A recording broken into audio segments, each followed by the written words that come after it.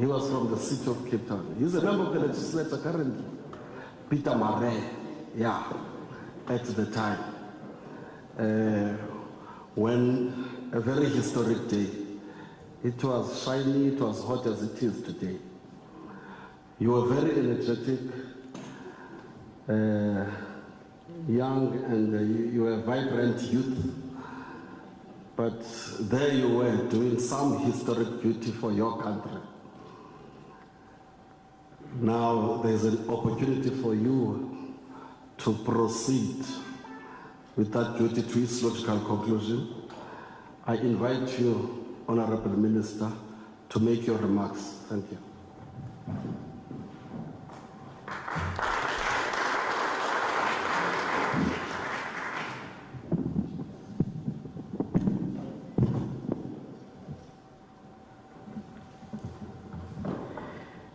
Deputy President Mabuza, my colleagues, ministers and deputy ministers, Your Worship the Mayor and Deputy Mayor of the City of Cape Town, our representatives from the provincial legislature, the leader of the opposition who's here, Comrade Dagmore, Honorable Hendricks, Member of Parliament who's here among us, and the councillors present, Bishop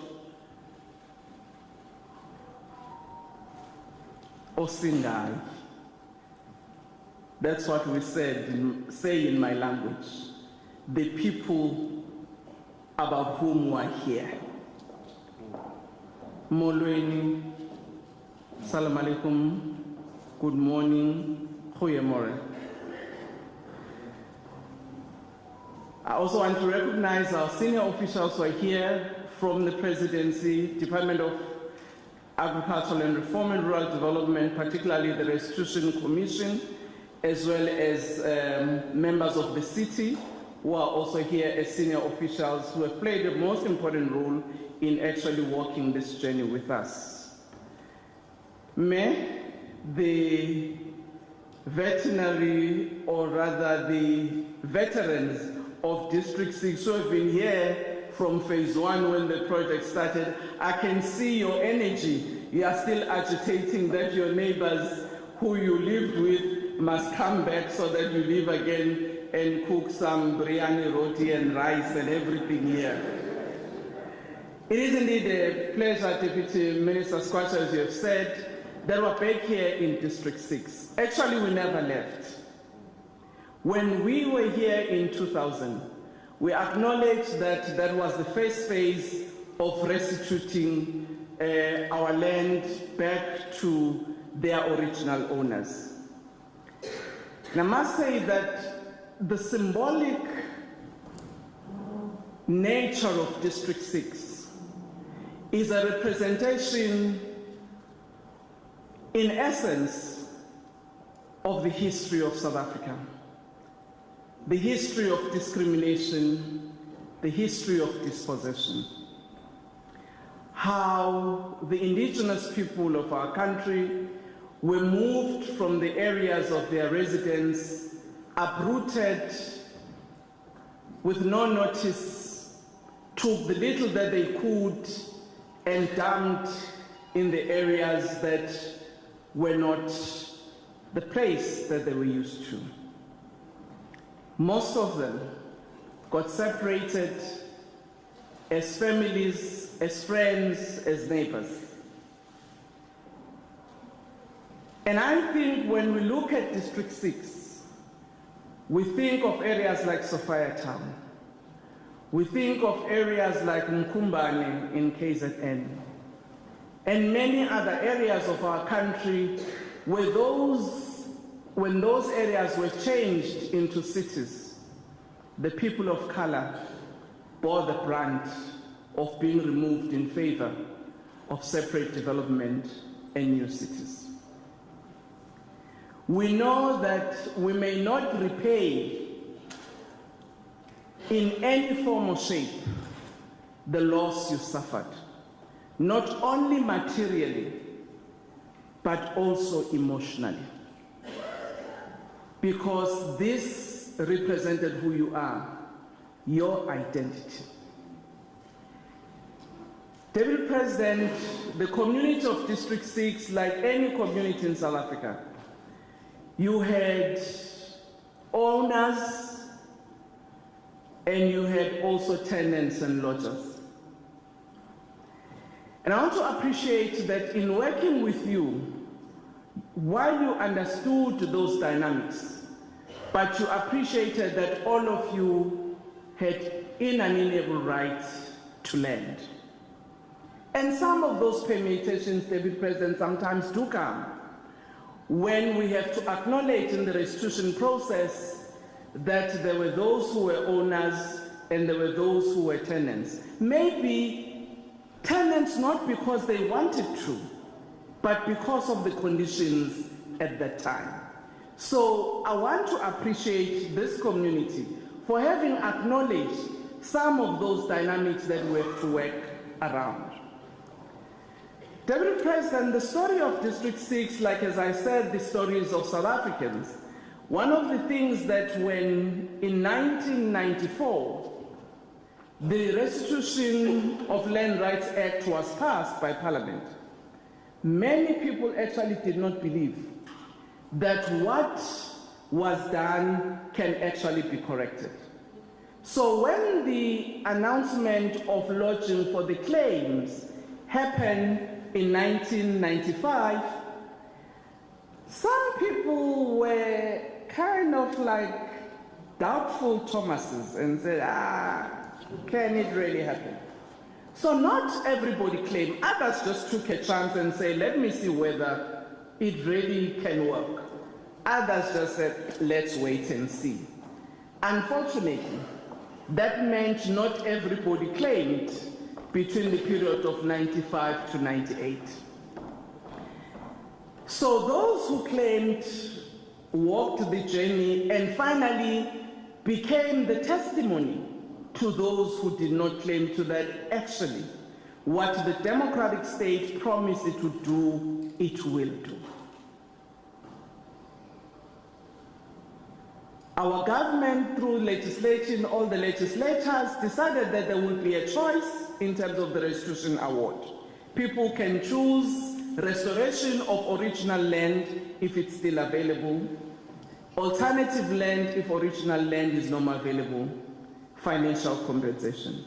Others, Deputy President, because they had moved and started new life elsewhere, opted for financial compensation, while others opted for land. And in this particular case of District 6, we were lucky that even though people were moved, some parts of District 6 remained and was not, encumbered. The city and the province said as part of their commitment to restitution, they will give that land to the claimant of District 6 for development. They would also walk the journey with us to actually make sure that they come back. And I think we need to give a round of applause to that. Even if it took us more time, that land, even if the city might have had needs, they never developed it. They kept it for the District 6 claimants. And Department of Human Settlement Minister and Deputy Minister, even in the first phase, did assist us with the necessary grant to those who qualified. Because I think it's important to highlight that fact. And the Department of Public Works, through you, Deputy Minister and Minister, you did assist us in terms of the transfer of that land from the state to the beneficiaries. One of the important things about today is that we're here, Deputy President, with the interministerial committee that you lead, whose responsibility is to make sure that our land reform process is coordinated, that the whole of us as government, local, province, and national, we can actually hold hands and make sure that we address the issue of land inequality in our country. So that's why all of these ministers are here with you, Deputy President, so that together we can see what more we need to do, particularly in phase 4, that we need to complete. Today's your day, Deputy President. I don't want to take too much of time, but I just thought I will just give this brief history of celebration, because today it's a day of celebration. I know there are a little bit of challenges, but in the main, all the letters you wrote to me last year, when are we coming back? You know, in construction, there's this thing that's called snag. So if certain things are not done correctly, you have to go back and redo. So that's what kept a little bit of delay beyond COVID. But I'm happy today that we've put that behind us. And now, as we saw symbolically for 3 ladies signing, all of you will be signing to take ownership. Deputy President, let me indicate that we decided that we're going to start with the elderly, because we recognized that majority of them are of mature age and they would really want in their lifetime to have set their foot in District 6. We are really hurt that some of them did not see this day, but a majority are here to witness it. And we hope that the remaining phase 4 of 954 units would also be completed in the timeline that we had set ourselves. One of the interesting things about District 6, Deputy President, was that we have consulted with the claimants at every step of the way. Some of the things which they have wanted might not be possible, and we had to share with them some of those issues, particularly given the topography of the land, that we could not have, you know, a seamless, a straight house as we would have wanted to, given how the land is in District 6. And they understood that. Some of them didn't, but they said, well, Toko, we see, but yeah, we would have liked a different arrangement, but we understand. And I have to thank you for that, because it's not an easy one. We may not get everything that we wanted, but I think what we've done today goes a long way to atone for the pain that you had suffered.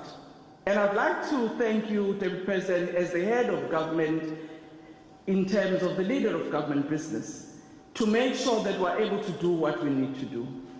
And actually thank the ANC-led government for having committed itself that when we attain our democracy, we will address the land issue of our country, which was the basis of its formation in 1912. We know we're not yet there, we're still continuing. And I'd like to thank also members of other parties, because they've acknowledged that all of us in South Africa, unless we deal with this historical pain, we would not have dealt with issues of justice in our country. So collectively, as these 3 spheres of government, and I'm sure with members of parliament in both the legislatures and National Assembly and the NCOP, we'll really strive to make sure that not only District 6, but also we speed up the land reform process in our country. Thank you very much, Chairperson.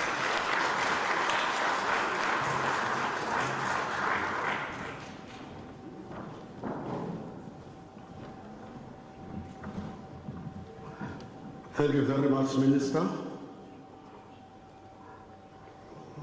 I'm sure the audience can observe that after you've spoken, unlike when the mayor spoke, I do not need to adjust the mic.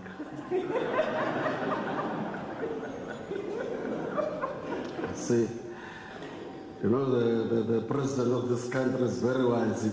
That's why he does not need to tell you when he appoints people, because there are many things he looks into, including the height of people. You see. Thank you very much. Let's proceed, and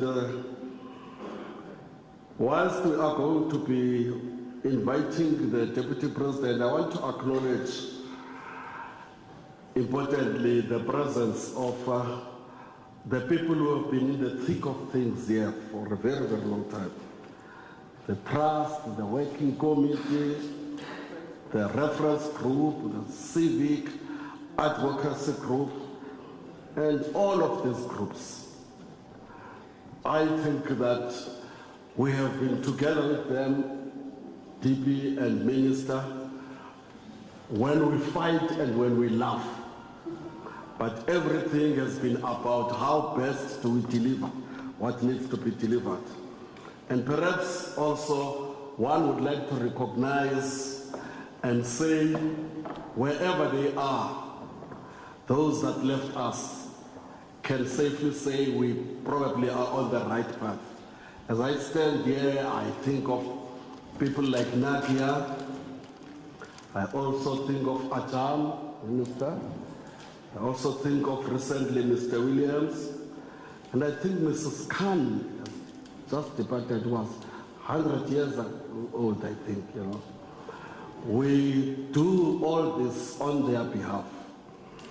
And without further ado, I would love to invite the Deputy President of the Republic of South Africa, Comrade D.D. Mabuza. Over to you, people.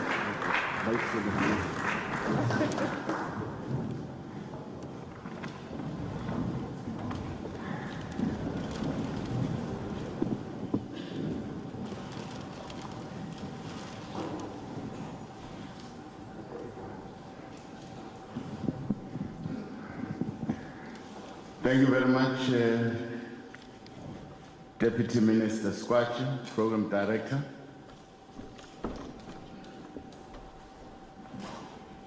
Bishop, thank you very much for opening the doors of the church for all these people to associate themselves with God. Only for today, some of them.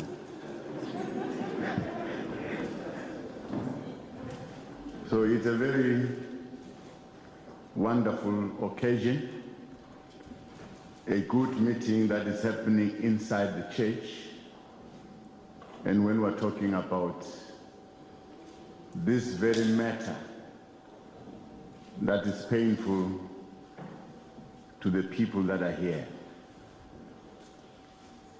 But this meeting represents progress. Minister of Agriculture, Land Reform, Rural Development, Ms. Togo Titiza. Minister of Human Settlement, Minister Gupai, Minister of Public Works and Infrastructure, Minister Tilil, and all our deputy ministers who are here today. To Minister Titiza, thank you very much for walking this journey. I can see that you know everything about what we're talking about today. You took this journey, not an easy journey. In the middle of this journey, there were problems. But you never abandon the people. You have been on the cutting edge of our land reform program, which is a very painful program, fraught with lots of challenges, lots of problems.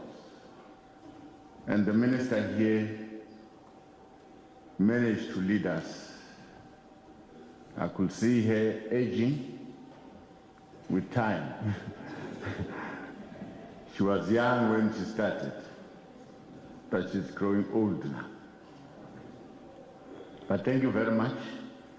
I thought we should just recognize the effort that you have given to this program of government. Our executive mayor, brand new,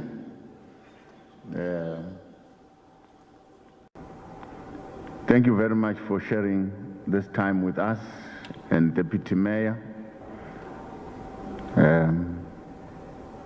I'm sure at the end of the meeting we're going to declare how much we have in our pockets so that we move with speed. And I'm looking at the mayor, I'm looking at your pocket, I'm looking at Minister Titiza, I'm looking at Minister Bai, and everyone. Because what the people here want is for us to increase the pace. I can see some of the folks here are old, and that's an indication from our side as government that we must up our game. We must move a bit faster. And that we should do. Members of the provincial legislature of the Western Cape, members of the National Assembly, Honorable Hendricks, you are the one who caused this meeting to happen. And we promise that as the IMC, we will come, and we are here with you. Now, to the claimants, Honorable Hendricks asked a question in Parliament about District 6, and he raised all sorts of problems. And he was asking me that question.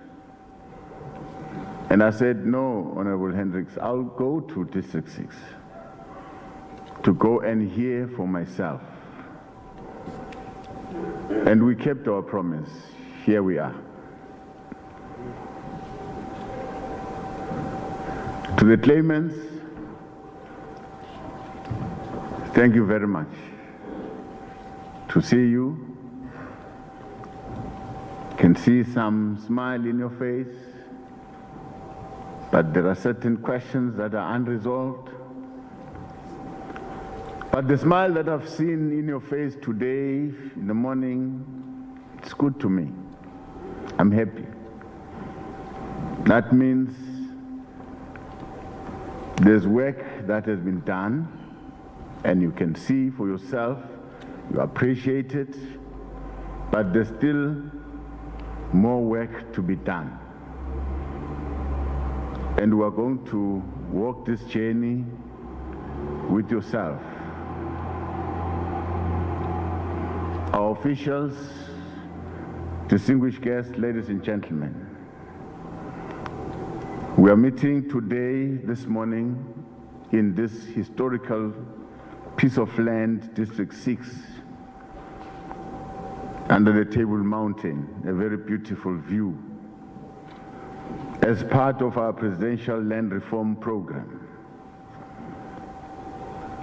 The IMC on land reform decided to conduct this oversight visit. Well, at the request of Honorable Hendricks, to visit this District 6 development project so that we can assess for ourselves progress that has been made thus far in the restitution process. Our overall mandate as the IMC on land reform is to coordinate and implement measures to accelerate the redistribution of land. This includes working with all affected partners and communities in resolving all their claims. It's not an easy exercise. That is perhaps the important part of why we are here in the Western Cape today, so that we can interact with you and hear firsthand the concerns and challenges of the District 6 land claimant from the beneficiaries themselves, from what I've gathered this morning, I could see that a lot of problems have been resolved. And I'm quite happy about that.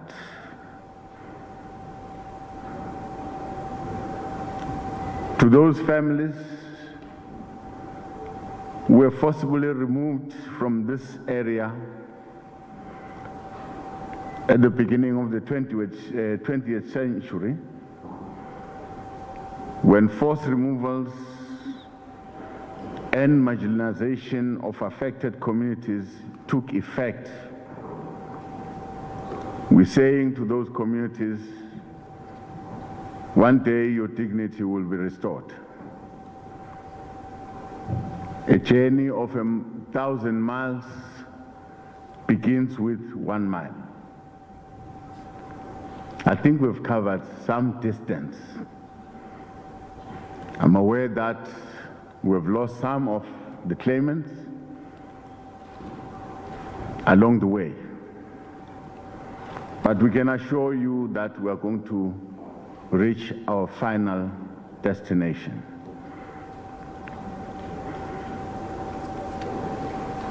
I'm happy that today we are going to allow this discussion to happen. I want to believe that it's going to be carried out in a very dignified, forward-looking manner, so that we can up our pace to try and complete this project. Finally, to the government representatives that are here, the mayor and the deputy mayor, I'm sure we'll need the provincial government in the midst in order for us to move a bit faster with this project. To the departments of national government that are here, I think we must recommit ourselves to move a bit faster. This is the general outcry that 20 years down the line, we're still grappling with this project. I think that is the essence of the outcry.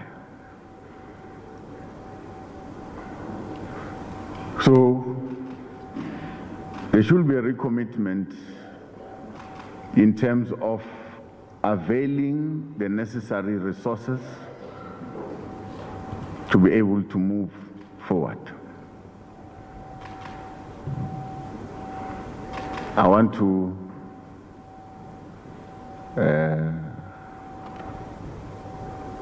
in front of the claimants, request the leader of this project, the municipality, the metro. Are we able to put money, commit money to this project? Honorable, Your Worship, the Mayor,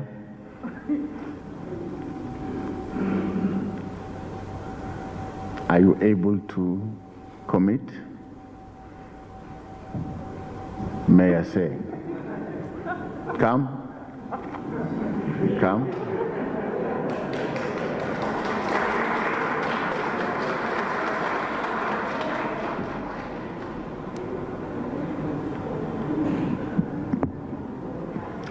I'm not saying anything about height. Mr. Deputy President, that is a very, very sneaky means of negotiation. That is negotiation by gun to the head, huh? Yes, yes. I said earlier that it's the miracles are the bishop's terrain. not the mayors, but the commitment that I make is that, and I hope that this is the commitment from every one of us, Dalrad is the developer here, the lead department. We play a role with planning and safety, and all of us, I hope, will commit that every single obstacle that we can remove, we will remove to make sure that this goes as quickly as possible. And even while I have been sitting here, the Dalrad team have already been SMSing me to say, can they set up the first meeting? So we will do that.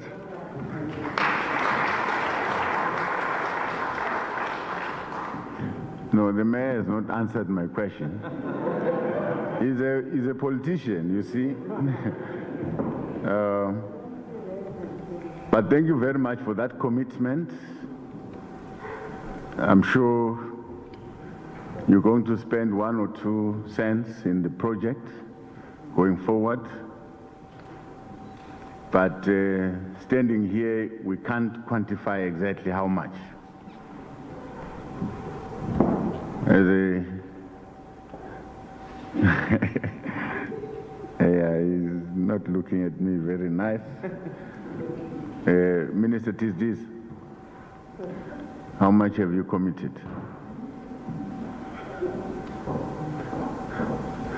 Mr. President, I may not give you the exact figure, but we committed that all the 954 units we will complete.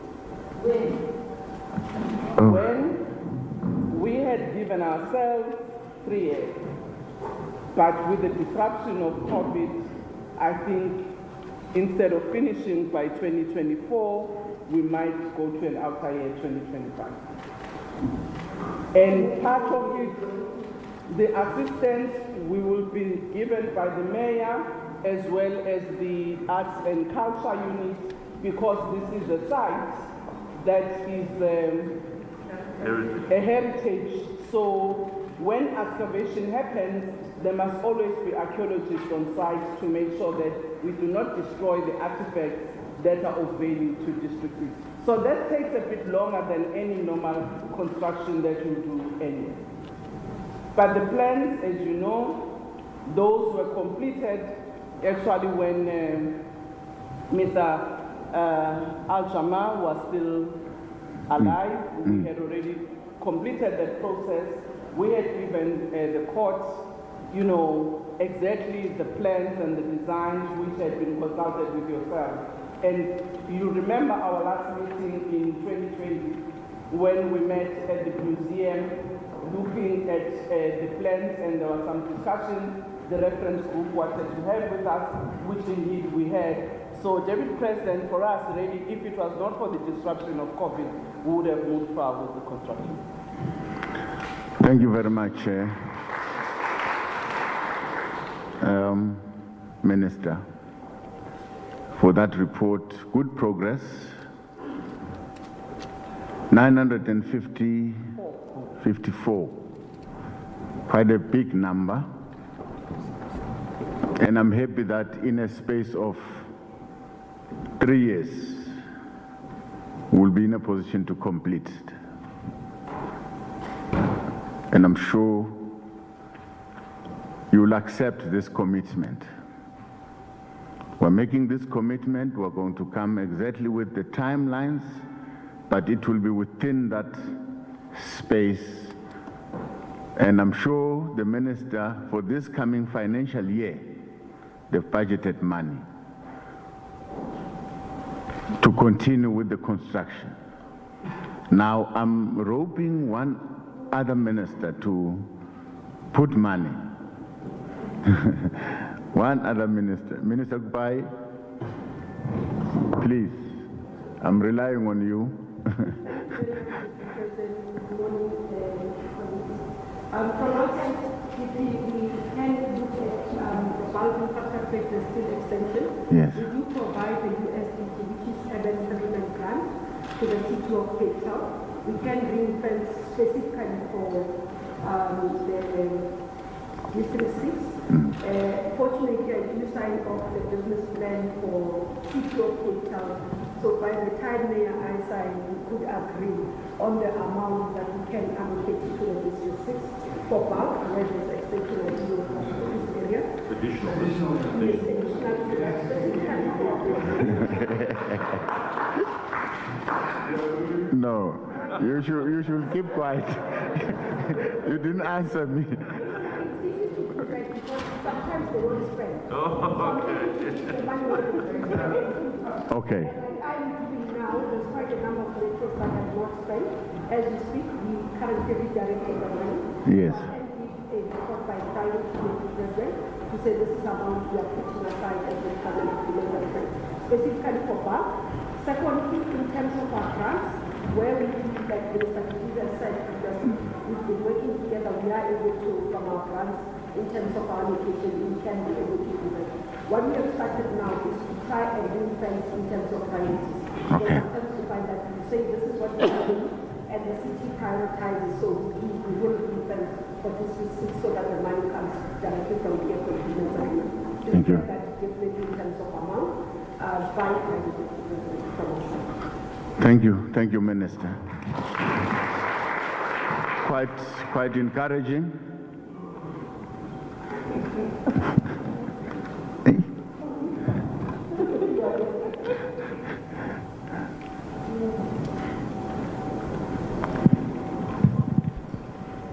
Thank you, Deputy President.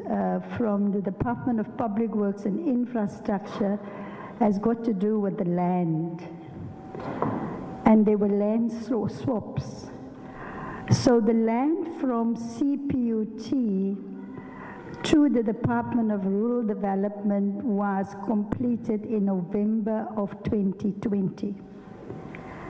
Then the Department of Public Works and Infrastructure had to transfer land to CPUT, land that is more closer and within the confines of the university.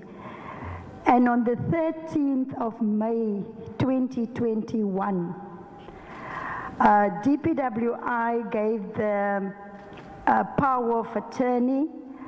We signed all the documents, and CPUT appointed a conveyancer to transfer the land. So if they are here today, Deputy President, I think CPUT must tell us how far are they with the conveyancer that they have appointed to conclude the process of transfer. So that is as far as the land is concerned.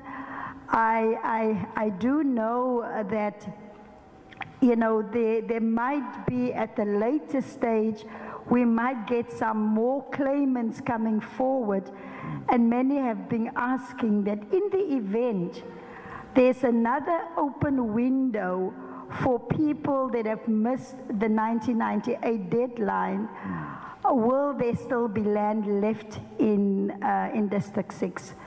But we are working closely with the Department of Rural Development on all the land issues, and I will certainly take it up with CPUT so that we know exactly the hectares of land available for the restitution purposes, and we will be able to report to you in next week once we have met with the CPUT exactly when the process will be done.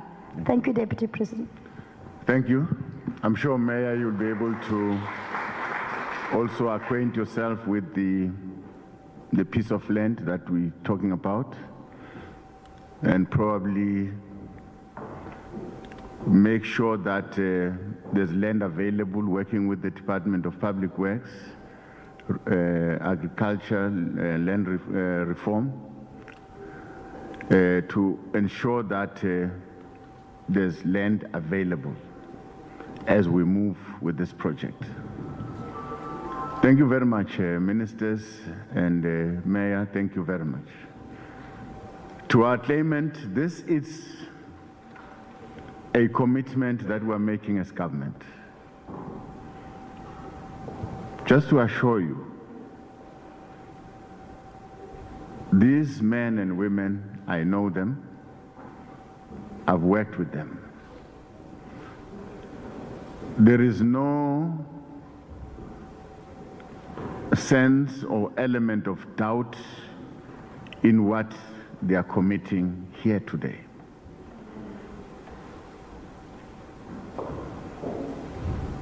And I'm happy that they were able to come together, irregardless of their political party affiliations and all that. They're in one room, they're focusing in this project. This is very good. Very, very good. This will give the claimants an assurance that government in its entirety will respond. We're quite aware of the pain that you have suffered all these years. You have been waiting for your dignity to be restored for a long time. That we know. When we look at you in your eyes, we can see the pain. And we can feel it. But we are here to say we are not going to abandon you until your dignity as a people is restored. Well, we won't be able to restore everything. Certain elements of your life, we have lost it. But we'll be able to take you back in the space where you were, your ancestors were, but things have changed. It's no longer the District 6 that you know. It's something else. I hope you will find a way to reconstruct, pick up the pieces socially to make this place a livable space. For your children, for generations to come, walk this way with government. To Honorable Hendricks, this is the commitment we're making in front of you, that this is what is going to happen. And I can tell you, it's going to happen. Land will be available, and I don't want this family to be scattered all over. At least they should be neighbors, you see. They should not be far from each other. They should be neighbors. As we find land, Minister Tilil, it should be in the neighborhood so that they can walk and visit one another.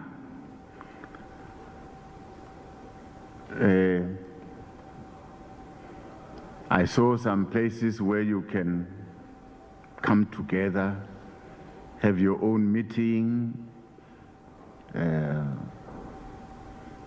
but there are a lot of stairs in these houses. Have you seen them?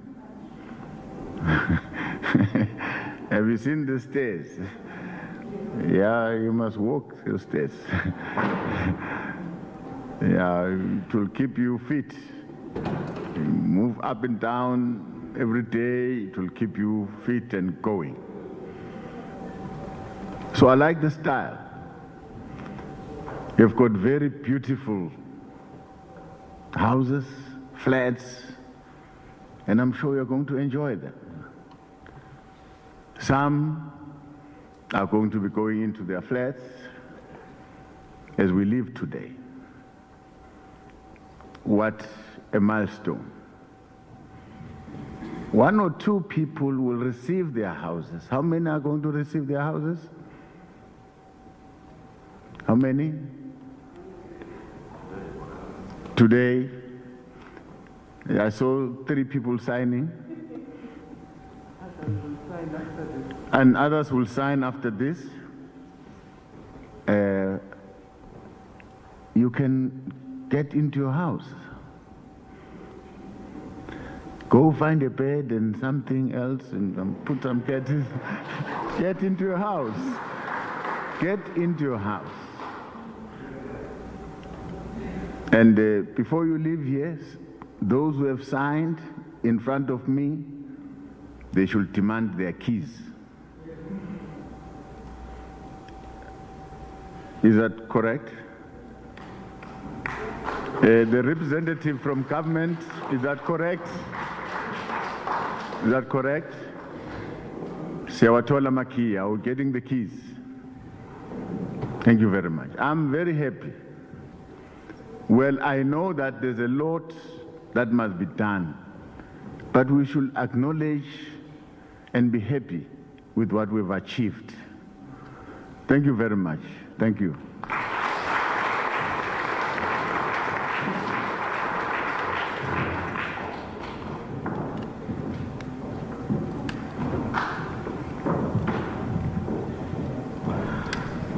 Thank you very much. Thank you very much, Minister Dilil. Thank you very much.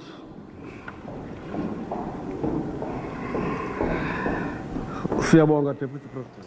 We come out of that. Deputy President David Dabede Mabuza, in his capacity as the chairperson of the Interministerial Committee on Land Reform and Agriculture, on an oversight visit to the District 6 development project, saying government is recommitting itself to move faster in the issue of the District 6 commitment to claimants, but can't quantify at this stage.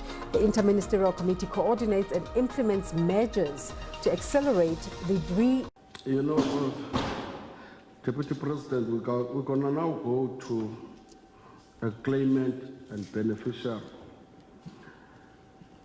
I'm from Gugulethu, Deputy President, here in Cape Town. I started my schooling in Gugulethu, Sub A, at a school called Kolani Lower Primary School. I proceeded to Zingisa Higher Primary School. And then I proceeded to Fezeka High School. So the one up. It's only after completing that I then went to study somewhere else. Now, during those times, we did not know, we was a child that did not know about District 6 and, So I was in a class there, and we used to see some people. I think there were two from the same family. Their surname was, what was striking about them is, one was a guy, he was a very handsome guy, and the other one was his sister,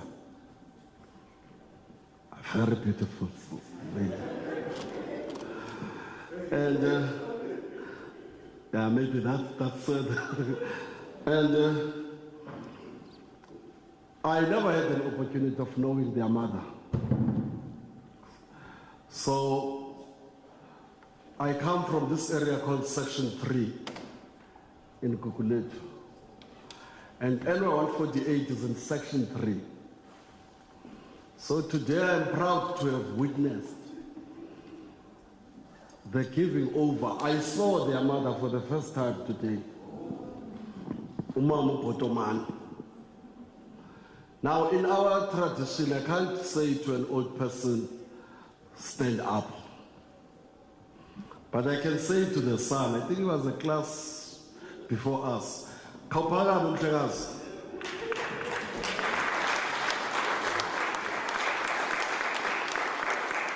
Why are you, sister?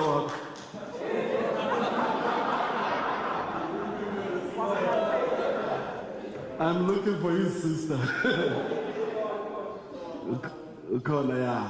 So that man, I was at school with him. His sister in particular was in the same class with me. They had school, So his mother sitting next to him is one of the people who but Umama, I'm sure Kaino will expect her, they'll be surprised when she speaks Xhosa, So, andifuna ukusokolisa umama. Uyakwazi uphakama umama?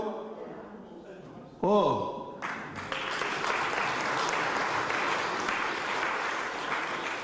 Molo mama.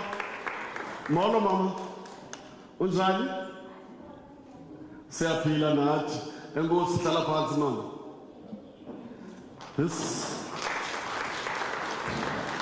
This is how exciting a new country is. People coming, I'm just repeating what you were saying, from all walks of life. And we are proud to be here today. Now let us invite the people who are not visitors to this area like us.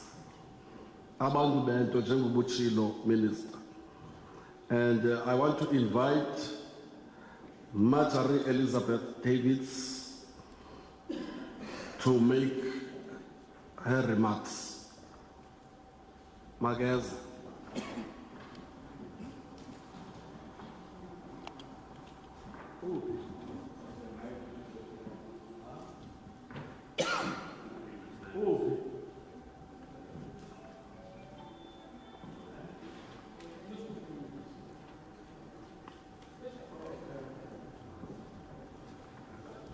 I am then advised, also probably we should have acknowledged, I don't know why, we only acknowledge those who cut the ribbons and did not acknowledge the person who's actually the Chief Land Claims Commissioner. Yeah, she's the one who's restituting, She's saying that perhaps what we should do is to allow people to speak now, so that they speak for themselves, and then there will be responses. And I can immediately do that. And I know the people of District 6 are not going to fail us. They will not be shy to stand up and say something. Over to you.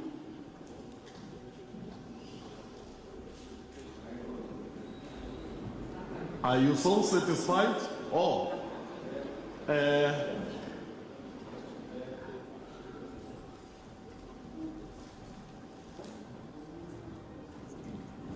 Deputy President, my name is Rashida Ridley Okaida, and I would love to have a minute of silence for Anwar Nagia, who started this process. If it hadn't been for him, we wouldn't be sitting here today. And I have to talk about it, because he was really an icon struggle for the ANC as well, all of us. But we didn't go and advertise ourselves. But I would love everybody to know about him. Sadly, he's passed away of COVID, and we went to Google to Langa, everywhere to go help the people fill in that forms. We didn't sit back and do nothing. This is what the trustees, I was one of the trustees of District 6, the first lot. And I remember Prime Minister Toko Diziza, I remember the very first time she came. I was there already before that.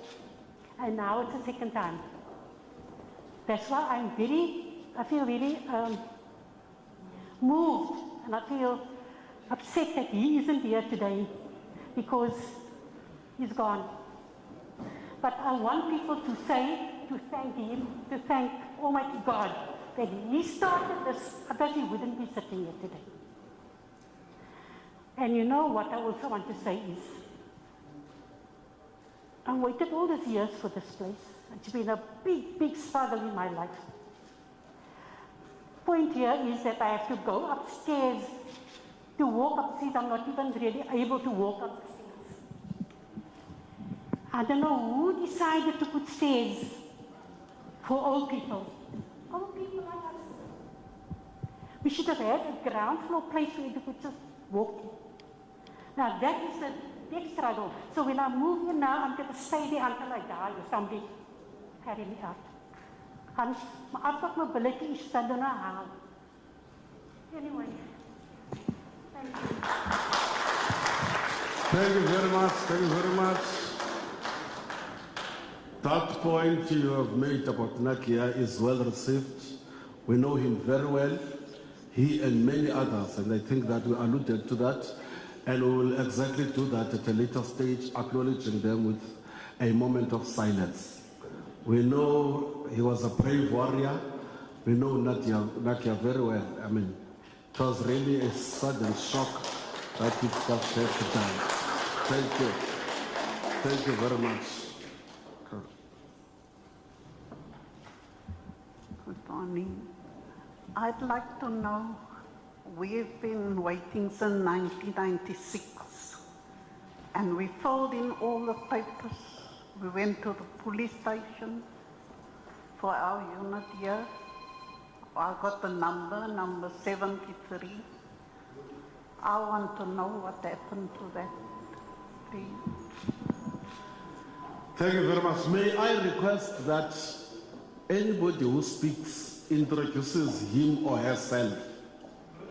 And also I would love to alert our officials that they should be very much attentive, listen to the questions so that we can be able to respond at the end of this session before we allow the Deputy President to give a way forward.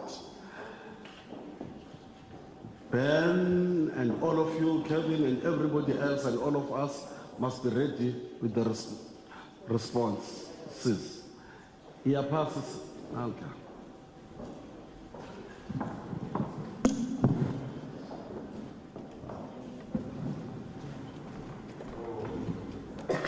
Righteous greetings everyone, all protocol observed. It says there, our land is conquered, where in fact, our land was conquered. I speak on behalf of the District 6 Advocacy Committee, and it is a notable fact, thank you Minister, as you have mentioned and acknowledged previously the engagements that we have had. In 2007, our organization went to court. At that time, it was Judge President Fikile Bam. We were then referred to the department to negotiate. Inconclusive negotiations up until date. You will see swaths of land and gentrification happening within the city.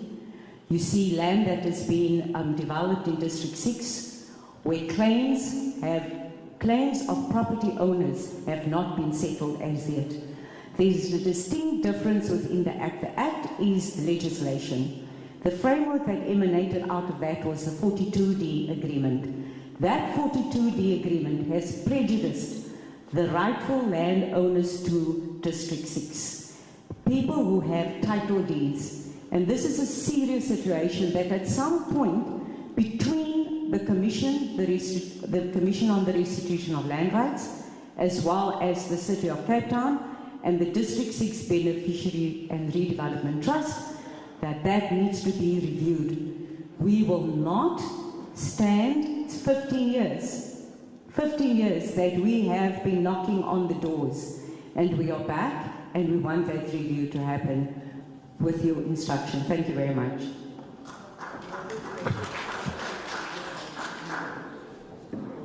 So much about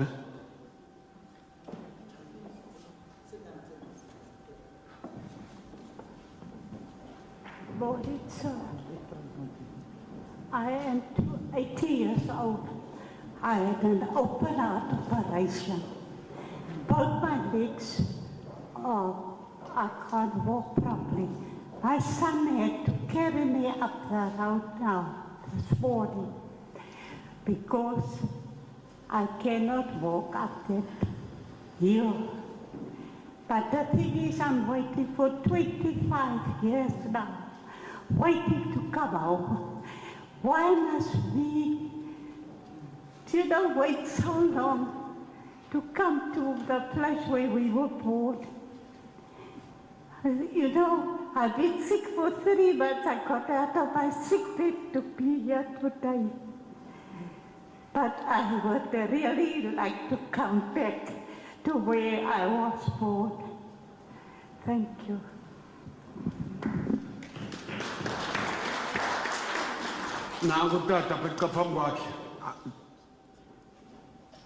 Good morning, everybody. Assalamu alaikum.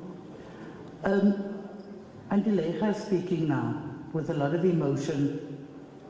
She has accepted a top-story flat because of a yearning to be back. She doesn't mind even being put there and staying there until her body gets carried out. She can't walk properly. She's sick. Not a lot, Minister, my Minister, not a lot of thought went into it when, yes, it was good that the elderly will be seen to, but not a lot of thought went into it where they were going to place the elderly. However, they placed the elderly first and second floor flats, and owners, although the Act is equitable redress, we went the same pain. We were tenants, we went through the same pain as people who owned houses. Same thing, we were also thrown off.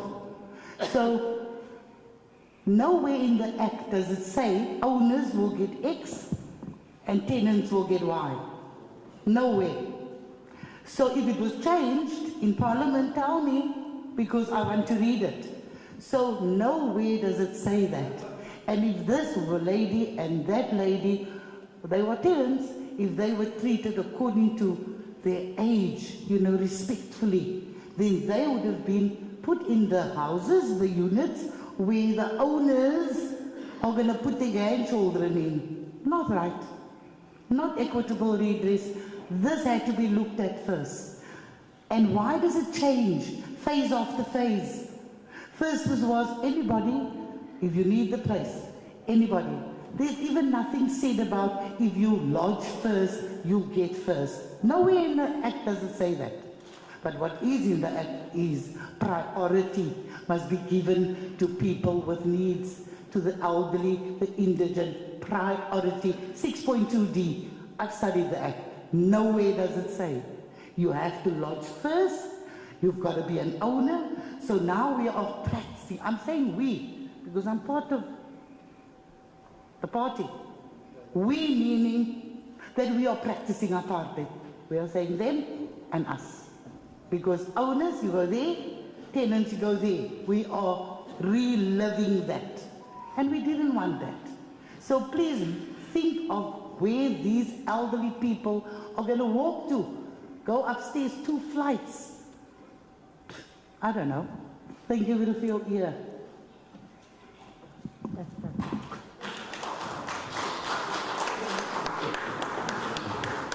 Thank you very much. Kuzafuneka undijonge ke ne? Kuzafuneka undijonge because ndibe ndikothini kubani. Thank you. Good day, Deputy Minister Kwasha, Minister Didiza. I represent a group called the District 6 Working Committee. I guess government would know exactly who they are. Yes. Because this is a group representative of all those people that failed to meet the deadline in 1998. So we are claiming, we are people that claim, that tried to stake our claim after 1998.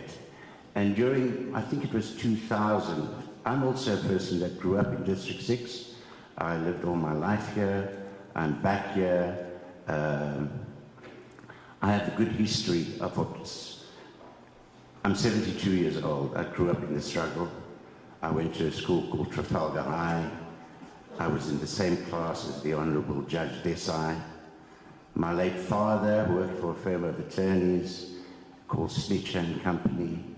He was a mentor during that period to the late Jama-ah, Mabuza, and I have a recording, I have a letter from the Minister of Justice at the time when my father passed on,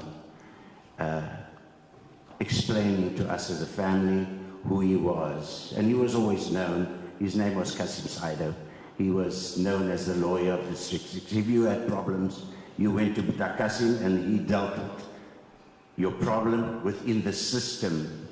And we all know what the system was all about at that time.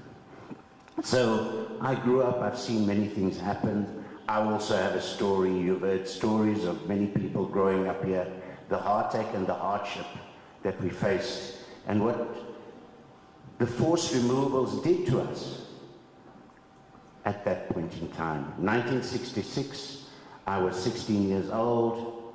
I had a mother who was very ill and who was very afraid. And at the time when the Act came into being, where are we going? She used to tell us, as me and my siblings. And we did not know, because we did not. She was unwell. She was one of the first people to have open heart surgery by the late Christian Barnard. And so it was traumatic for us. And we found a place even before the forced removal started. And we moved to Salt River. In any event, so my history goes back, and I, like the Minister Didiza said, we were unsure at the time who could claim and who could not claim. So in the year 2000, the late, well, I wouldn't say the late, Minister Quinte said there was a possibility that you could stake your claim. So from 2000 onwards, I staked my claim. We staked our claim. It was at the Good Hope Centre. We filled in our papers. Those papers were sent off to government. Those papers were lost. And mine amongst many thousands of people who did that then. Then, to cut a long story short, the District 6 Working Committee was formed on behalf of people like myself who could not stake their claim way back in the year 2000. A lot of them did. A lot of their papers and documents were destroyed in a fire, so to speak. I don't quite know the exact nature of how these documents got lost. So today we have the late Shahida Jam, together with a lady by the name of Zahra Nadine, founded the District 6 Working Committee, taking the plight of those people who have yet to come back. It was open in 2014, 2016, where people could stake their claim at the Land Office in Mowbray. And quite a few hundred of them went, but then it was closed off in 2016.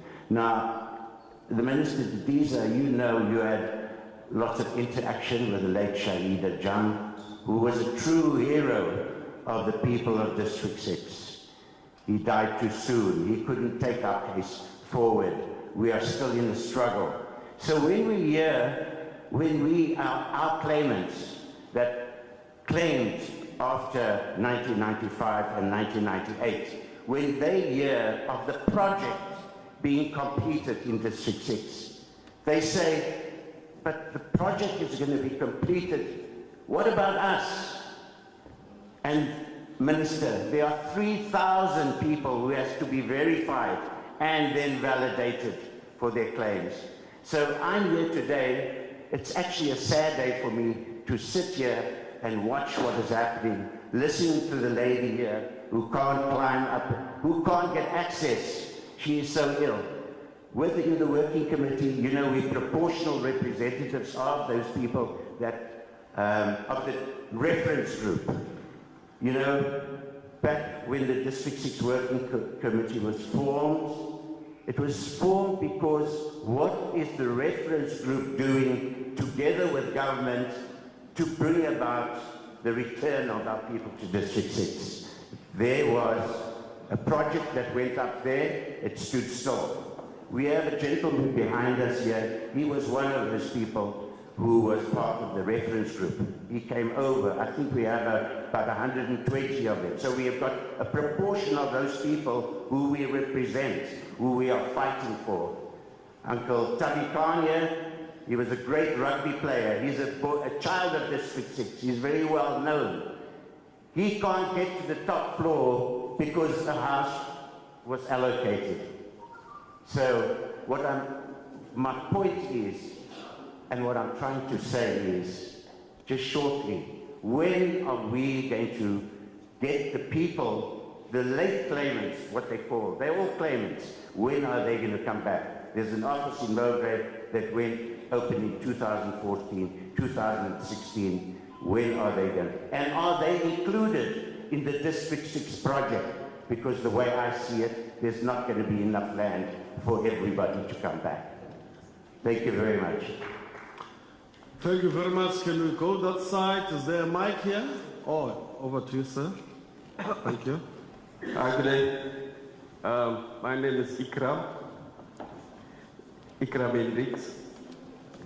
And the stories like this, there's always two sides to a story. The one that is told by the hunted, and there's one that's told by the lion. And we always hear the story of the hunted. Now, let me put it out there. I want to say this aunt that has spoken about the late Dr. Nagia with respect. That shoes today I fill. And I have spoken to late Dr. Nagia to get back to the process of restitution for our people. And in the later years, he said, Ikram, you're going to take this thing forward.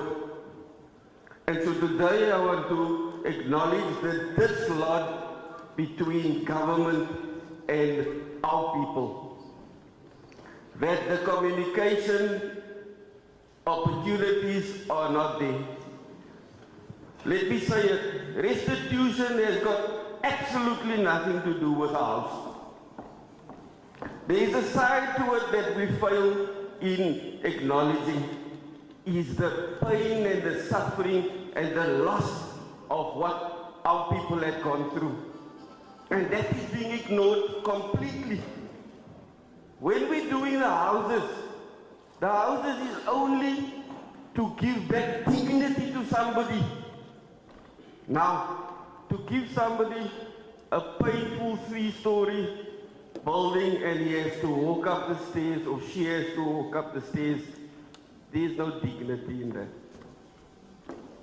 The other thing is, the trust in the early stages was working very closely with government to the point where the first and the second phases was completed. And then a new group closer to government was acknowledged to say they'll do even a better job. The reference group. This project is their link, and we see the failure of what they profess would be better than the first and the second phase in time. Let me tell you the story of the lion. Let me tell you that story. And when we go back to the late Dr. Nagia, if the first and the second phase he wasn't a part of it, it wouldn't have been built. It's not government, it's our people that did that. And let me say, the fact that we have a democracy in this country is because of people like me and us, together, collectively. Not one segment of society that today are now being ignored, the other segment. And when we look at a comprehensive approach in concluding people's restitution, there's not even a shop near these places. There's not even a business here. There's not even an opportunity for these people to grow, to say, I'm going to grow my children opportunity into this, that, and the other. So today I want to acknowledge that there is a dislodge between government and the real activists, the real people on the ground, that's sacrificing their time, their money, their health, and everything for the restitution of a community they come out of. Let me tell you that story today. Because I come from this community as a 7-year-old. I went to 3-4 different schools in my primary school. I can't even remember a true friend that I had through my ages. That is how we were hopping and skipping, just surviving and living in what was called that time the post. But I'm going to stop, and I would want government to please take my details and be contacting me. I am now the chairperson of the Beneficiary Trust. And I'm working closely, and I respect all those community groups that have been struggling also to get there. And when we see that the city is sending out emails on the spatial planning of the city, we thank them for that. But there is definitely still this lot in how we're going to look at what District 6 will look like in its full entirety. Thank you very much. Thank you very much. That was the last speaker. And we will now thank you for your comments. And we will now get responses from the comments that have been made. And immediately after that, we'll have to proceed with the Deputy President giving us a way forward so that we are able to proceed to other activities for today on a very busy day. Let me start as Ben Mars prepares to come forward. Let me start with a request, which will be a moment of silence for all those, Nadia and many, many others that perished. Those that are able to stand up may, those that are not can just keep quiet for a moment.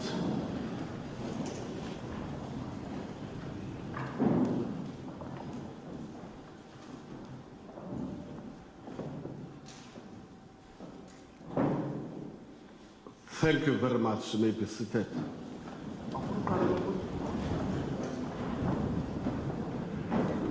The first person to respond in whatever order would be the Chief Land Claims Commissioner. Sisnofundo Koboto, over to you.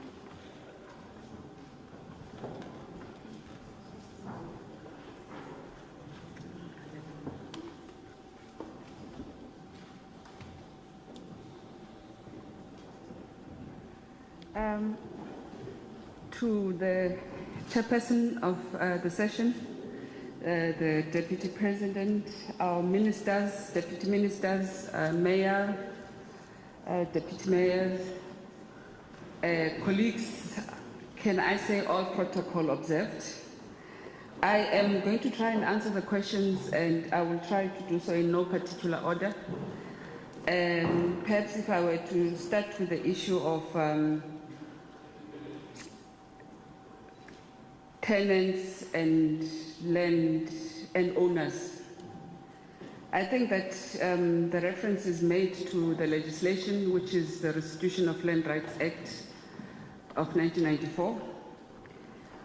We have restitution claims across the country, and in all of restitution processes, we differentiate between owners, tenants, labor tenants, sometimes even what one would refer to as backyard dwellers, including people who occupied shacks. All of those people get restitution in different forms. We do not have a one-size-fits-all. So even in this context, in District 6, we have to acknowledge the fact that there were owners who had and owned in registered rights multiple properties. And so it's not peculiar to District 6, it's something that happens across the board. There is case law to that effect, where the courts have guided us on how and what to do. We've got communities in the rural space who would identify certain number of hectares within the farm that they occupied. They don't get the whole farm. They get the extent of what they were dispossessed, because unlike general land reform, restitution is legislated, and so we have to operate within the mandate of the law. If a family has lodged a claim in the CBD of Cape Town, whether it's Constantia or wherever, if the property is still available and is restorable, we do evaluation and we have to acquire. So in the same context with District 6, when the claim was settled in 2000, it is the community themselves through the District 6 Trust who opted to collectively build back on these 42 hectares. So what we are doing as government really is to try and assist the beneficiaries as best as we can to be able to return them back to District 6. We acknowledge that we can never redress 100% the pain of every claimant around the country. But as the current government, what we seek to do is to really just acknowledge, because we can never match and deal with the pain of dispossession. It's impossible. And I always say to my team, it's important that we acknowledge that it is a current government who did not dispossess. It is a current government who did not dispossess, who is making the reparations. And so to the best of our abilities, we might make mistakes in the process, but we've engaged with the District 6 teams before we built phase 3, for 2 years, interacting with them every Friday to try and get to where we are now. We can never agree 100%, but government is doing what it is capable to do within the means that we have. Even the Constitutional Court has said with the Grootboom case, when they talk about what governments can do, they talk about progressive realization of people's rights. And so that's what we're seeking to achieve. I acknowledge that there are beneficiaries who did not lodge. And there's legislation that reopened in 2014. The Restitution Act was amended to allow for reopening. And yes, we acknowledge that there were about 3,000 people who are from District 6 who then lodged. And I think we have communicated that the Constitutional Court then interdicted the Commission from processing any of those claims that were lodged then. And so we are bound by the Constitutional Court. We cannot process, we cannot verify those, because the court says, number one, you have to deal with the claims that were lodged in 1998, which are the old order claims. And only once you finish those can you start with the new order claims, or the Parliament must decide on what to do. So we are aware of that, which is why, if you were listening, the Deputy President spoke about how our ministers, including Minister of Public Works, can potentially assist with availability of land. It's something that we're very aware of, that there are other beneficiaries that we have to consider.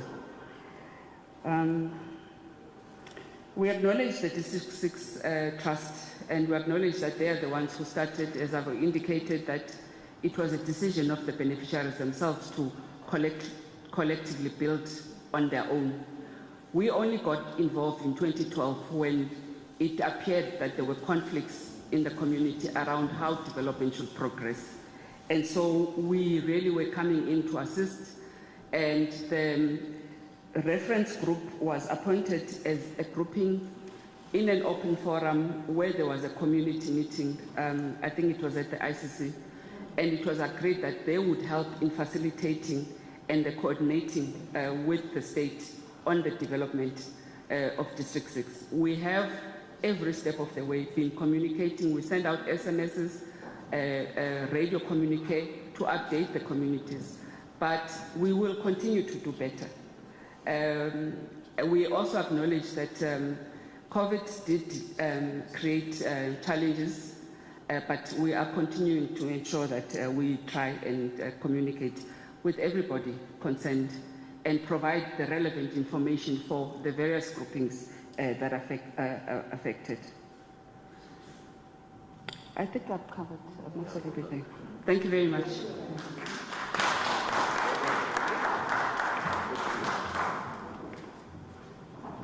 Thank you very much, Ms. Nomfundo, for the response. Our work is ongoing. I think what I take from you is we're trying our level best as different spheres of government to correct a wrong that was visited upon our people by apartheid and colonialism. We will falter along the way, but the interest is to do the right thing. We will continue engaging. For now, I would love to give the Deputy Mayor of the City of Cape Town to just intervene on one issue, after which the Deputy President, over to you, man.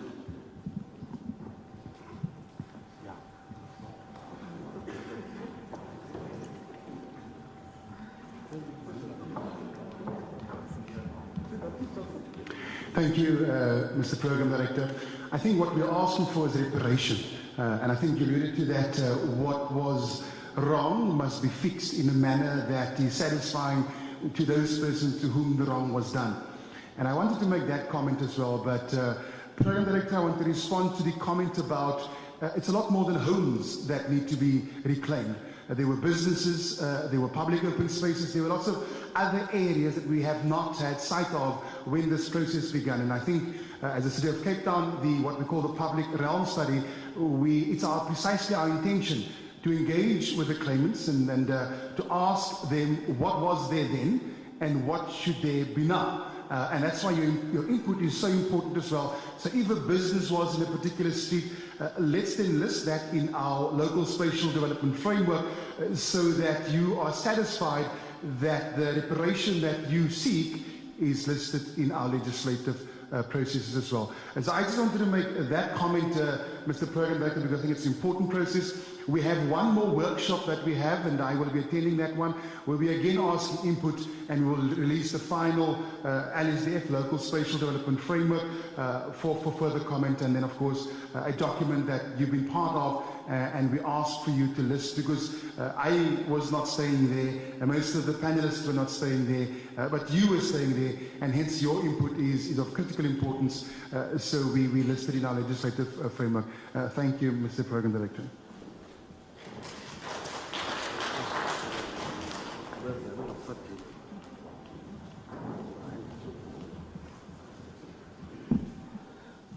Minister Titiza, they say they know you very well. Can you please come and indicate to District 6 that you will go with them until the end and then give over to the Deputy President to close? Can you see the height I told you about? No, thank you very much, Deputy Minister Skwatsha and Deputy President and all the colleagues. And I really hope that the engagement today, Deputy President, short as they may be, should act as a lesson for us as District 6 claimants about the unity of purpose. Because without that, we actually pull ourselves asunder. You know, when we started the process,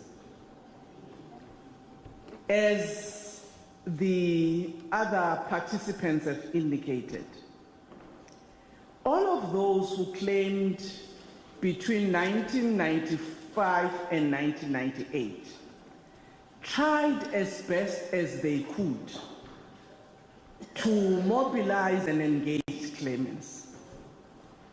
It was, Deputy President, the claimants themselves who formed the trust, which was led by late Nagia and others who are still alive. This community worked with government in the settlement of the claim. And I must say, Deputy President, in terms of our settlement agreement, that initial grant that government gave to the claimants as part of Section 42C was actually put to use in the development of the first and the second phase. One of the things, Deputy President, that might not have been said is that part of those resources went towards the museum, which was really aimed at making sure that the history of District 6 is recognized and it's kept. And as claimants themselves know, rebuilding and reconstruction of a society is not an easy thing. The trust started with the first phase, which completed 136 units, which are there, the ones I showed you. They were built by the trust. Now, I think it's important for us as the community of claimants of District 6 to acknowledge that effort of those representatives among ourselves. And I think part of the challenge was, as it happens in any home, when there's a bit of anxiousness, you then start to say, maybe let's look for someone else to take on. And this is how the reference group came into place. And I just want to indicate, Deputy President, in front of these claimants and everyone else, at every step of the way, when we were invited in as government to assist in order to conclude the remaining, residences, we worked with the claimants at every step. Even now, on the allocation, yes, your houses may not be on the plain land because of the way the site is. That's why we had to find a way of split development such that you can have access on top and access below to compensate for the type of land that we're coming back to. And even on the allocation, Deputy President, the government did not do it alone. We worked with the reference group in terms of that allocation. I just think it's important for us to put that up front. And it's not like somebody else decided that you will do this or you won't do this. District 6 community know that it's one of the communities that at every given point we actually communicate, consult, and even when one of the groupings took us to court, we still said, as government, we will have to work with our people all the way. And we did not only bring the working committee who took us to court, we brought all the claimants to make sure that even those that are not part of the working group, they are aware of the developments and what is happening. With the respect on the owners, my sister there is gone. That process we've been engaging with to find a way of how we deal with the issues of some of those people who were the owners in District 6. They may not be able to get the land as it were. And even at that time, the consultation has been taking into consideration the various groupings with different land rights in land, whether they were tenants or backyard dwellers or owners. Going back to District 6, as my brother is saying, that it's not just about the house. It's about the culture, it's about the history. That's why the Department of Trade and Industry is here. The mayor has already committed, and the deputy mayor, that we would look at how best, even on economic development, we assist the claimants to actually have kind of a prototype. It may not be exact what District 6 was, but within the available means of resources, Deputy President, we have tried the best that we could. And I'm now handing over to you to conclude and respond to the claimants on the issues that have been raised.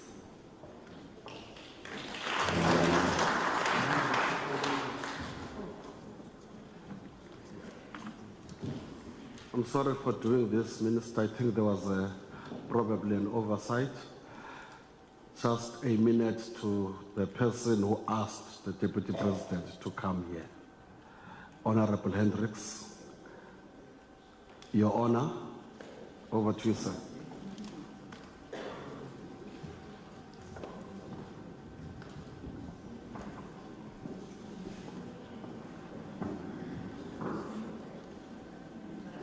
You make me worried when you take off your jacket. Thank you very much, Program Director. When Aish, our journalist friend, introduced me to you some time ago, he told me that I'm taking you to a very important person. And here today, you are chairing a very important meeting. I was a kid in District 6. I was born in 1949. And I think I'm the first kid from District 6 that made it to Parliament.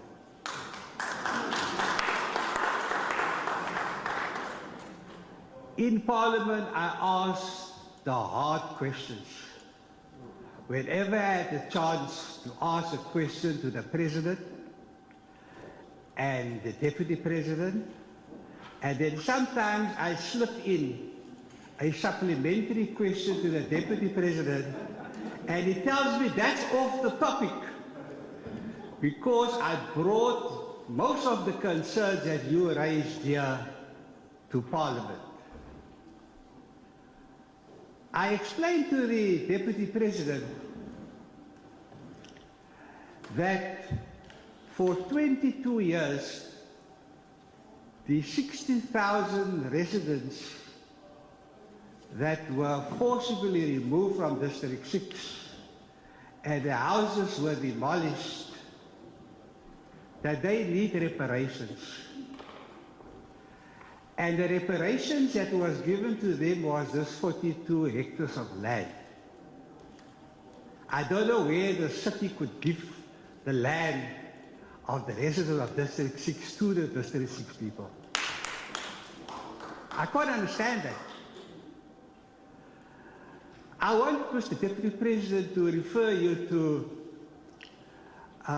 near Sun City, where a certain tribe got their restituted land and they were settled, and the rest of the land were platinum mines.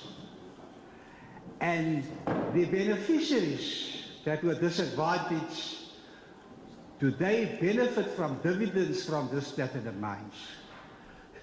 The Solomon's family, they were about 100. When they got the land back, there was a shopping mall on the land.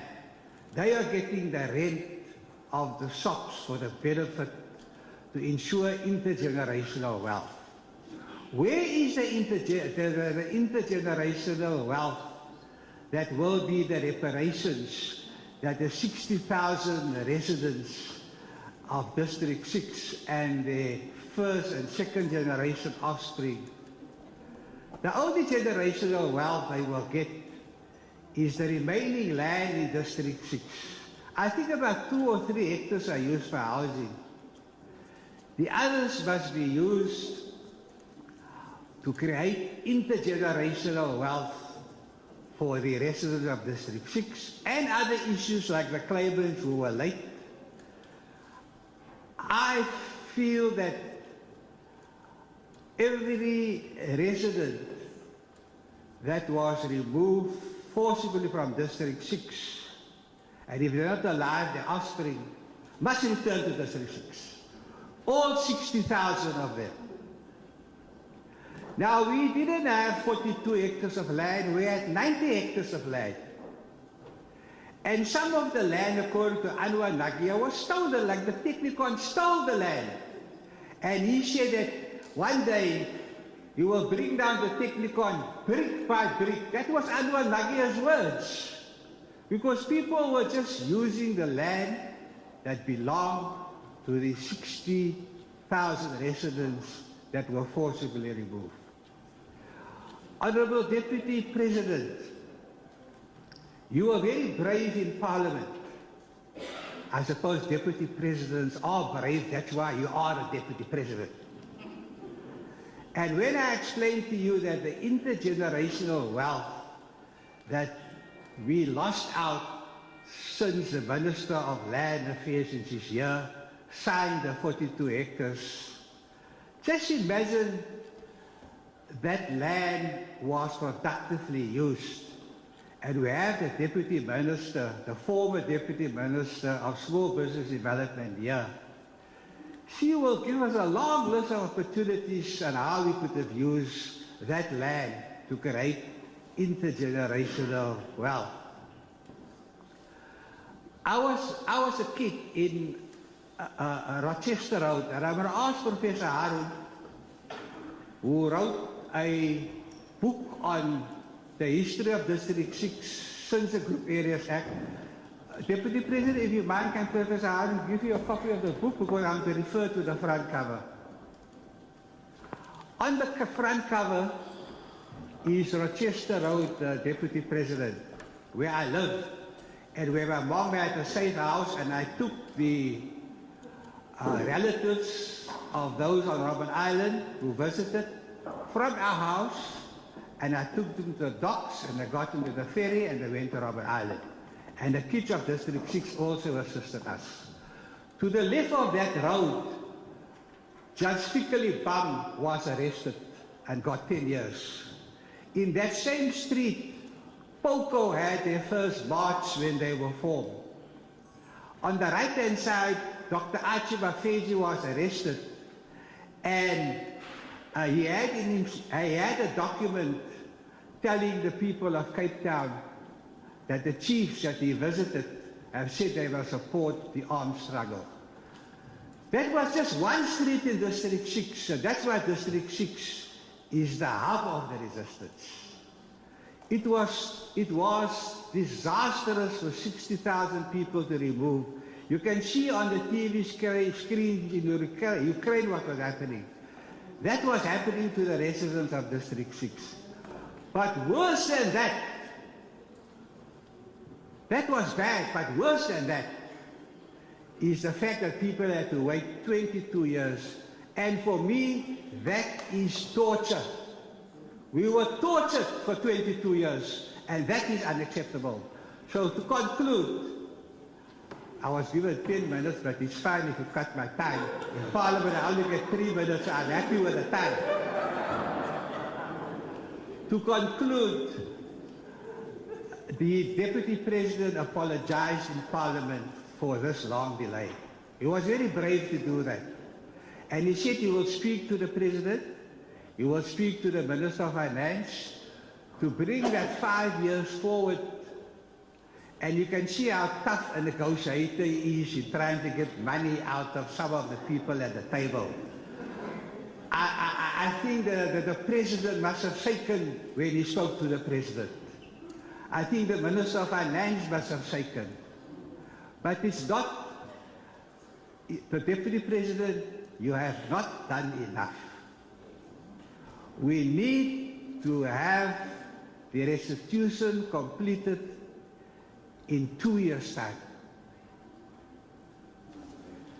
And that is a challenge that I would like to put to you. I would like to thank you for keeping your word. After listening to all the issues that you've heard today and I've raised in Parliament, you said, Honourable Hendricks, let me come and see for yourself. And that's what you did. And that is what the District 6 people must be grateful for. Now, I don't want to ask the hard questions here. Honourable Hendricks, I'm very sorry. No, just 1 minute.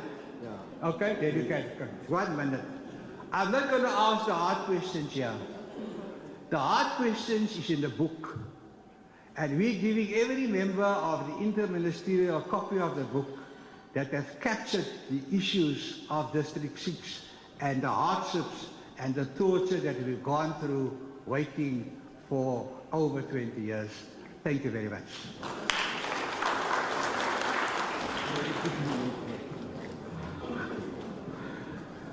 Thank you very much. I created the problem. Thank you very much, and over to you, Deputy President.